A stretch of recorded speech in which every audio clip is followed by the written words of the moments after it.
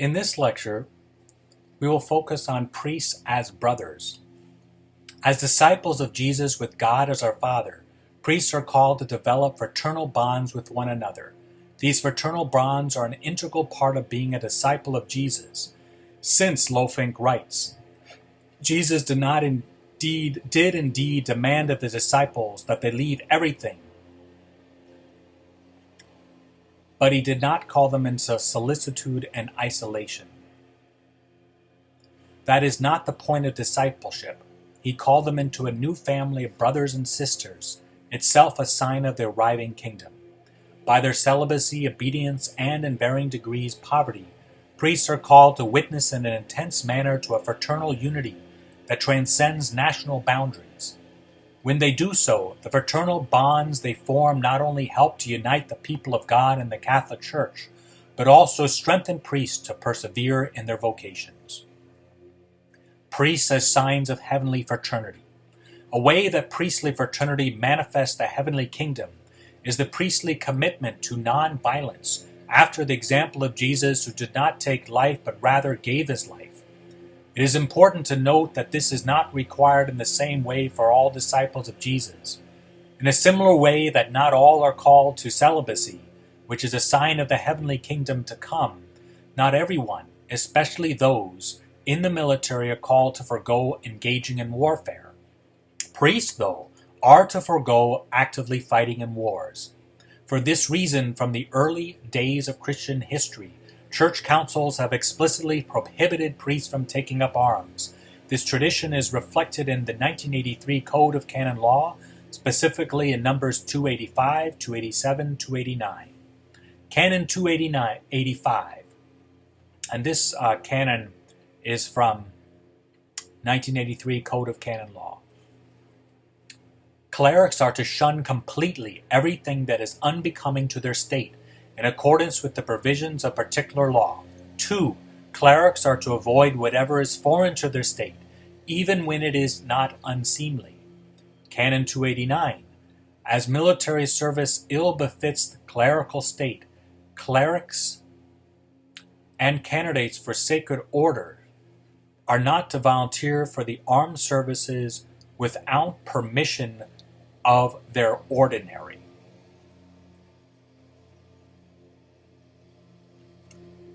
The 1983 Canon 285 corresponds to Canon 138 of the 1917 Code, which was a bit more specific. So listen carefully to the 1917 Code, Canon 138.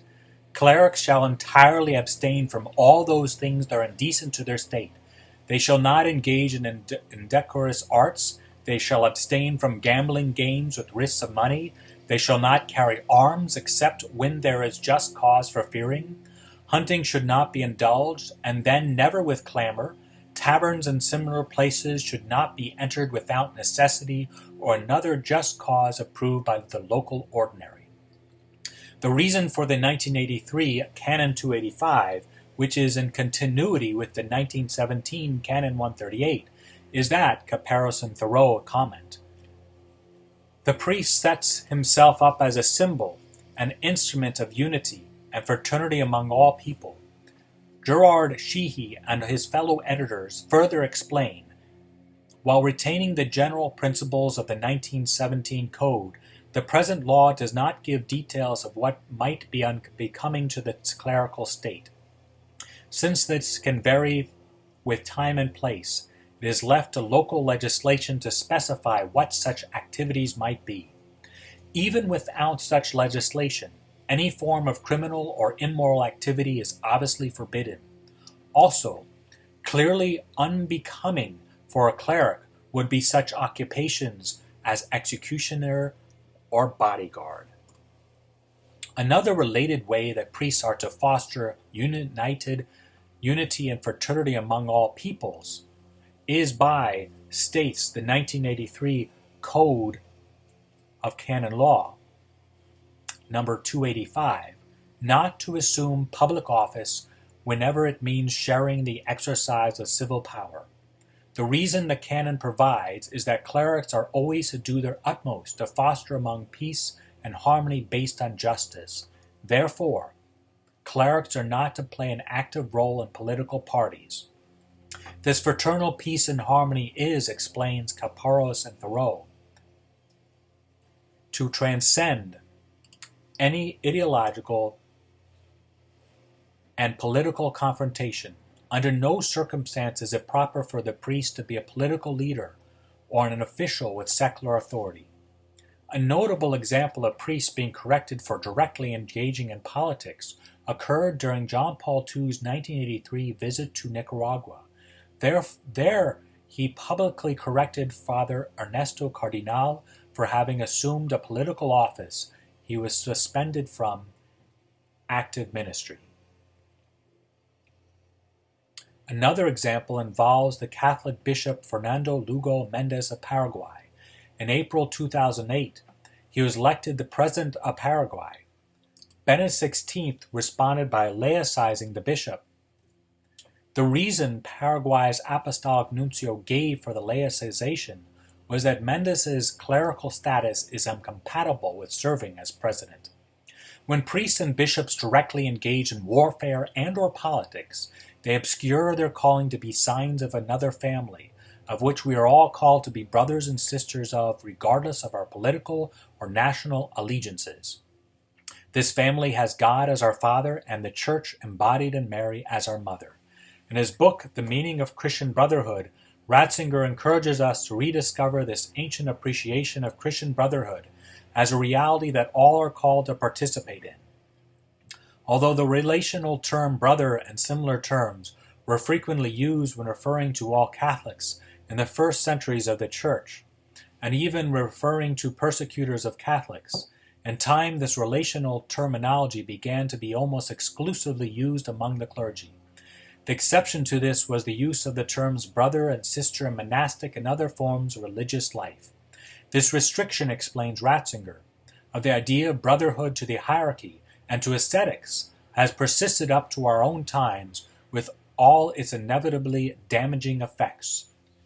Keeping in mind Ratzinger's desire for all in the Church to recognize all as brothers and sisters of one common Father and Mother, we now turn to the need for priests to recognize other priests as their spiritual brothers. Priestly fraternity. In the words of John Paul II, a priest is to be a man of communion. This communion is greatly facilitated when priests foster fraternal relations among one another. The ultimate reason for this distinctly priestly characteristic is, in the words of John Paul II, the image of the bonds of fraternal affection which Christ himself lived on earth. The fraternal affection Jesus had for others is captured in one of his titles, Son of Man. St. Irenaeus explains this title in a fraternal manner, by which Christ is the Son of Man, our brother, since he is the one who renews in himself that first man from whom the race born of woman was formed. As by a man's defeat our race fell into the bondage of death, so by a man's victory we were to rise again to life. Jesus was able to renew in himself Adam's sin because he is divine. In the Old Testament, the Son of Man is used both to refer to a man as distinct from God, Psalm 8, 4-5, and as a divine being, Daniel 7, 13-14. When naming himself the Son of Man, Jesus refers to this passage from Daniel, which describes the Son of Man who will come with the clouds of heaven to judge the nations.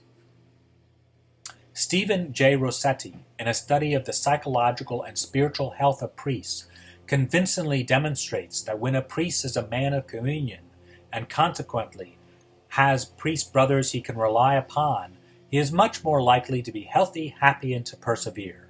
Rossetti writes, for a priest to connect and be part of the presbyterate is not something peripheral to the priesthood. The priest is ordained into a community, and an essential part of his spiritual life is the sacramental bond he shares with his bishop and brother priests. Nurturing these relationships nurtures his own priesthood and contributes significantly to his overall spiritual life. Rossetti's study revealed that a great danger to fraternal life among priests is overwork. His data demonstrates that priests who overwork are much less likely to have friends they can rely on, since they do not foster these relationships. Priests who lack a supportive network of friends are also less likely to take a day off for relaxation, which causes them to further overwork and to be dangerously isolated. A risk among others of overwork is burnout. According to Rossetti's statistics, young priests have the highest rate of burnout. These young priests, writes Rossetti, are less comfortable in their human relationships than the older priests, as they learn how to develop good pastoral relationships without crossing dangerous boundaries. Rossetti's work with priests who have crossed over dangerous boundaries convinced him that there is a direct relationship between developing interpersonal relationships with others and deepening a relationship with God. A reference to the Gospel of Matthew 22, verses 37 through 39, Rossetti writes, "We are made in the image of God, so if people cannot love the God images in front of them, how can they love the fullness of God? Coming to love the God images in front of us leads directly to loving God more. The New Testament says this. My experience with priests in treatment has supported this. The current study underscores this truth." A common obstacle that some priests face that prevents them from developing interpersonal relationships, Rossetti found, is anger, but not anger that is a passing emotion we feel at injustice, which Jesus also experienced and is described in the New Testament, for example, when Jesus cleansed the temple. The anger that is an obstacle to communion, which Jesus completely lacked, is, writes Rossetti, a deep-seated anger that sticks in their souls and eats away at them. Priests who respond to the following statements in the affirmative, according to Rossetti, very likely suffer from this deep-seated anger that prevents them from being an authentic man of communion that we are to be. The questions are as follows. I have consistent problems getting along with people. 2. I have trouble managing my anger. 3. My relationships seem to have more conflict than others have. And 4. I have angry outbursts which upset others. Rossetti comments, damaging one's relationship with others results in damage to one's own relationship with God. Heaven, where God lives, or rather we should say, where God is a place of communion and peace. Hell, on the other hand, a place of isolation and rage, where there are no deep human connections and no inner peace. It is a place consumed with rage. We see the dynamics of heaven and hell being played out in this statistical study of the lives of priests. Those who find inner peace and communion move closer to God. Actually, the fact that they find this inner peace and communion means ipso facto that they are connecting with God. But when they fall into isolation and anger, they're drifting into hell. As supported by Rossetti's data, obstacles of communion with God and with our brothers and sisters can be healed or prevented from occurring by beginning and maintaining healthy relationships, including being community leaders, attending priestly gatherings, Marian devotion, regularly praying the Liturgy of Hours, a daily holy hour, and frequenting the sacrament of reconciliation. One additional factor that fosters a healthy life is practicing the virtues of eutrapelia, which Aquinas includes in his Summa Theologica and borrowed from the Greek tradition, specifically from Aristotle. Eutrapelia, or the virtue of eutrapelia, roughly translates as the virtue of play, which stands between being a bore and being a clown. In the next lecture, we will focus on divine love in paganism. This chapter or lecture is when we shift our attention from God as Father to God as divine lover. God bless.